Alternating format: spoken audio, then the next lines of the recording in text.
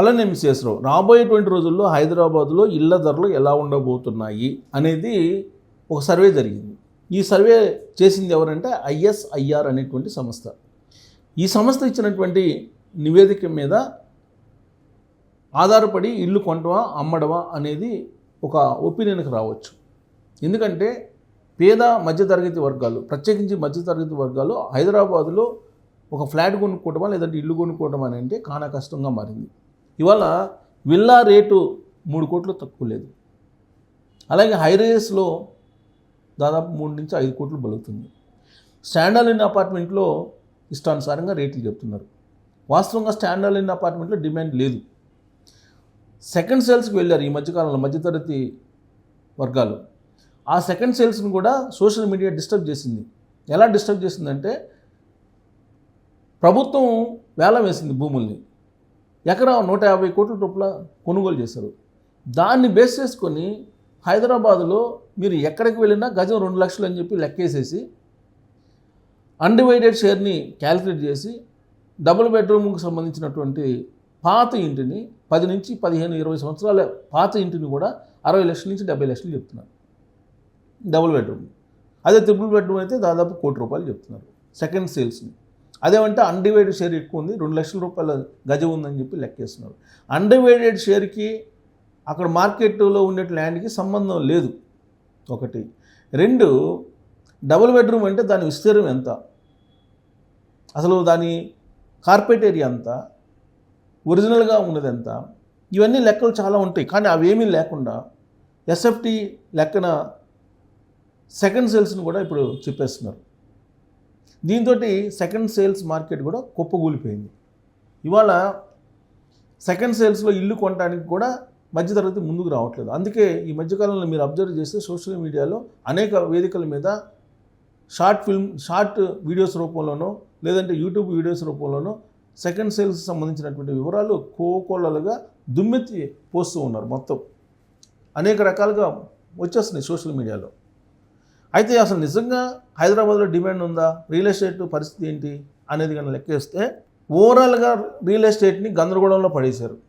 ఎందుకంటే దాంట్లో శాస్త్రీయబద్ధంగా ఎవరు కూడా చెప్పట్లేదు. హైరేసెస్ వాళ్ళ దందా హైరేసెస్ వాళ్ళది, స్టాండర్డ్ అపార్ట్మెంట్లు వాళ్ళది ఒక దందా, గేటెడ్ కమ్యూనిటీ వాళ్ళది ఇంకొక దందా. ఇలా రకరకాలుగా లేని దాన్ని ఉన్నట్టు చెప్పి ఇవాళ 5 లక్షల ఫ్లాట్లకు పైగా రెడీ టు ఆక్యుపై ఉన్నాయి. వాటిని అమ్ముకోలేని పరిస్థితిలో ఉన్నారు. అనేక కంపెనీలు బోర్డులు తిప్పేస్తున్నాయి. పేరు మోసినటువంటి కంపెనీలు కూడా ఇవాళ బోర్డులు తిప్పేసిన పరిస్థితిలో ఉంది హైదరాబాద్లో. అంత స్లో డౌన్లో ఉంది రియల్ ఎస్టేట్ మార్కెట్. రేట్లేమో ఆకాశాన్ని చెప్తున్నారు. తీరా అక్కడికి వెళ్ళిన తర్వాత ఒకవేళ నిజంగా నిలబడి కొనుక్కునే వాళ్ళకి సగానికి సగం తగ్గించని ఇస్తున్నారు. నిన్నగాక మొన్న తార్నాకలో ఒక double bedroom house 10 years old నాకు మా ఫ్రెండ్ కొన్నాడు. 70 లక్షలు చెప్పాడంట. తీరా 42 లక్షలకి ఇచ్చేసాడు. కారణం ఏంటంటే ఇతను కూడా పోతే మళ్ళీ కొనేవాడు దొరకడేమో అనేటువంటి ఉద్దేశంతో. అంటే అంత చెప్పేదానికి అమ్మేదానికి తేడా ఉంది. సోషల్ మీడియాని బేస్ చేసుకొని గాసిప్స్ క్రియేట్ చేస్తున్నారు. వాస్తవ మార్కెట్ ఎంత ఉందనేది చెప్పట్లేదు. అందుకే ఇప్పుడు ISIR అనేటువంటి ఒక సర్వే సంస్థ చేసినటువంటి సర్వేని మీ ముందుకు తీసుకొచ్చే ప్రయత్నం చేస్తాను. దాన్ని బట్టి మీరు ఇప్పటికిప్పుడు మీరు కొనుక్కోవాలా లేదంటే కొన్ని రోజుల పాటు ఆగి కొంతకాలం పాటు ఆగి తర్వాత ఇన్వెస్ట్ చేయాలా అనేది కూడా మీరు చూసుకో. ఏంటి ISIR ఏం చెప్పింది అని అంటే ఆ సర్వేలో ఇదిగో చూడండి. విలాసవంత ఇళ్ల ధరలు తగ్గొచ్చు ISIR సర్వే. వచ్చే ఆర్థిక సంవత్సరం అంటే 2026-27లో దేశంలోని ప్రధాన నగరాల్లో విలాసవంత ఇళ్ళు ఫ్లాట్లకు గిరాకీతో పాటు ధరలు తగ్గొచ్చని ఒక సర్వే పేర్కొంది.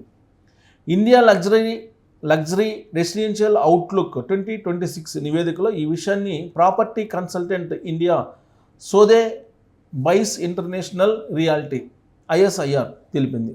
సుమారు 700 మంది అధిక నికర విలువ కలిగిన వ్యక్తులు ఆల్ట్రా HNIల అభిప్రాయాల ఆధారంగా ఈ నివేదిక రూపొందించినట్టు సంస్థ తెలిపింది. సర్వేలో అభిప్రాయాలు తెలిపిన వారిలో 56% మంది ధరలు తగ్గుతాయని భావిస్తున్నారు.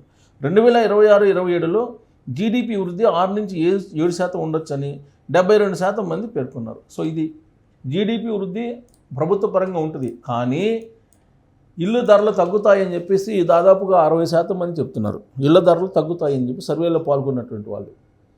అయితే ఈ సర్వేలు వచ్చిన తర్వాత ఎలాగూ కొన్ని సంస్థలు ఉంటాయి. ఆ సంస్థలు ఏంటంటే ఇంకో సర్వేని బోగస్ సర్వేని తీసుకొస్తారు. ఈ బోగస్ సర్వేకి సపోర్టు రెరా మద్దతు పలుకుతూ ఉంటుంది. దాని మీద అలాంటి ఆరోపణలు ఉన్నాయి. ఎందుకంటే మార్కెట్ డౌన్ అయినప్పుడల్లా ఒక సర్వేని విడుదల చేస్తూ ఉంటారు. అది మార్కెటింగ్ స్ట్రాటజీలో ఒక భాగం. వాస్తవంగా హైదరాబాద్ రియల్ ఎస్టేటు అత్యంత దారుణమైనటువంటి పరిస్థితుల్లో ఉంది అనేది గ్రౌండ్ లెవెల్లో ఉండేటువంటి బిల్డర్స్ కానీ రియల్డర్స్ కానీ చెప్తున్నటువంటి మాట. మీరు ఎవరైనా ప్రైవేట్ సంభాషణలో మాట్లాడండి, సోషల్ మీడియాలో వచ్చినటువంటి వాయిస్ కాకుండా ఖచ్చితంగా వాళ్ళు వాస్తవ పరిస్థితులు చెప్తారు. ఇంకోటి ఏంటంటే రెంటల్ యాక్ట్ రాబోతుంది ఏప్రిల్ నుంచి. ఖచ్చితంగా ఈ బడ్జెట్ తర్వాత రెంటల్ యాక్ట్ అనేది రాబోతుంది. ఈ రెంటల్ యాక్ట్ ప్రకారం ఎవరైనా సరే నిబంధనలకు విరుద్ధంగా రెంట్ వసూలు చేసినా అధికంగా లేదు, ఈ రెంటల్ కంట్రోల్ యాక్ట్కి భిన్నంగా రాతపోతలు లేకుండా అగ్రిమెంట్ లేకుండా మీరు ఇంట్లో అద్దెకి ఇచ్చినా కానీ అది నేరం కింద పరిగణించబడుతుంది. ఇది కేంద్ర ప్రభుత్వం ఆదేశాలు బడ్జెట్ సమావేశాలను రాబోతున్నాయి. అంటే మీ ఇష్టానుసారం రెంట్లు పెంచుకోవడానికి లేదు. డబుల్ బెడ్రూమ్ అంటే 25,000, ట్రిపుల్ బెడ్రూమ్ అంటే 30,000. ఇది పాడిందే పాట అన్నట్టుగా అందరూ సాలిడ్గా చెప్పేస్తున్నారు. అసలు ఇప్పుడు డబుల్ బెడ్రూమ్ అంటే దాని విస్తీర్ణం ఎంత? 900 ఎస్ఎఫ్టీనా, 1000 ఎస్ఎఫ్టీనా, 1200 ఎస్ఎఫ్టీనా, ఇవన్నీ చూడలేదు. తర్వాత దాని సౌకర్యాలు ఏమున్నాయి, దానికి సంబంధించినటువంటి కప్బోర్డ్స్ ఉన్నాయా, దానికి ఎలాంటి సౌకర్యాలు ఉన్నాయి, వీటన్నిటిని బేస్ చేసుకొని రెంట్ నిర్ధారిస్తారు. కానీ డబుల్ బెడ్రూమ్ అంటే 25,000 అంతే, సాలిడ్. ప్రతి వాళ్ళు అదే. దాని 30 సంవత్సరాల ఓల్డ్ బిల్డింగ్ అయినా, దాంట్లో ఎలాంటి సౌకర్యాలు లేకపోయినా, దాని విస్తీర్ణం 900 ఎస్ఎఫ్టీ అయినా సాలిడ్గా చెప్పేస్తున్నారు. అలాగే ట్రిపుల్ బెడ్రూమ్ హౌసెస్ కూడా అదే చెప్తున్నారు. అంటే ఏరియాని బట్టి, విస్తీర్ణాన్ని బట్టి, దాంట్లో ఉన్నటువంటి ఫెసిలిటీస్ని బట్టి, దాంట్లో ఉన్నటువంటి ఇంటీరియర్స్ని బట్టి యాక్చువల్గా రెంట్ నిర్ధారించాలి. కానీ అదేమీ లేకుండా ఇష్టానుసారంగా రెంట్ని వసూలు చేస్తున్నారు. ఇది చెల్లదు. బడ్జెట్ సమావేశాల తర్వాత దీనికి ఒక రెంటల్ యాక్ట్ అనేది ఒకటి ఉంది. ఈ రెంటల్ యాక్ట్ని ఇంప్లిమెంట్ చేయాల్సిందే అని చెప్పేసి మొత్తం దేశవ్యాప్తంగా కేంద్ర ప్రభుత్వం ఒక క్లియర్ కట్ ఇండికేషన్స్ ఇవ్వబోతుంది. ఆయా రాష్ట్ర ప్రభుత్వాలు దీన్ని అమలు చేయాలి అనేది కూడా చెప్తూ ఉన్నారు. అలాగే రాబోయే రోజుల్లో హైదరాబాద్లో గ్రేటర్ హైదరాబాద్ ఎలక్షన్స్ రాబోతున్నాయి. ఈ సందర్భంగా ఒరిజినల్గా హౌస్ ఓనర్స్ కంటే రెంట్కు ఉండేటువంటి వాళ్ళు ఎక్కువ ఉన్నారు, ఓటర్స్. అందుకే గతంలో ఏ విధంగానైతే మహారాష్ట్రలో ముంబై కానీ లేదా కర్ణాటకలో బెంగళూరు కానీ ఏ విధంగా అయితే రెంట్ కంట్రోల్ యాక్ట్ని ఇంప్లిమెంట్ చేయడానికి ముందుకు వచ్చాయో ప్రభుత్వాలు, ఢిల్లీలో కూడా అలానే వచ్చాయి. ఢిల్లీ ప్రభుత్వం కూడా వచ్చింది. రెంట్ కంట్రోల్ యాక్ట్ని మేము అమలు చేస్తామని చెప్పి హామీ ఇచ్చినటువంటి కారణంగానే బీజేపీకి మొన్న ఓట్లు వేశారు.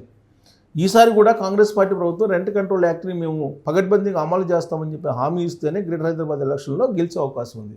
కాబట్టి అటు కేంద్ర ప్రభుత్వం ఇచ్చేటువంటి ఆదేశాలని తూచా తప్పకుండా పాటించేటువంటి అమలు చేసిన బాధ్యత రాష్ట్ర ప్రభుత్వాన్ని. రాష్ట్ర ప్రభుత్వం ఆ బాధ్యతను తీసుకుంటే కనుక ఖచ్చితంగా రెంట్లు తగ్గే అవకాశం ఉంది.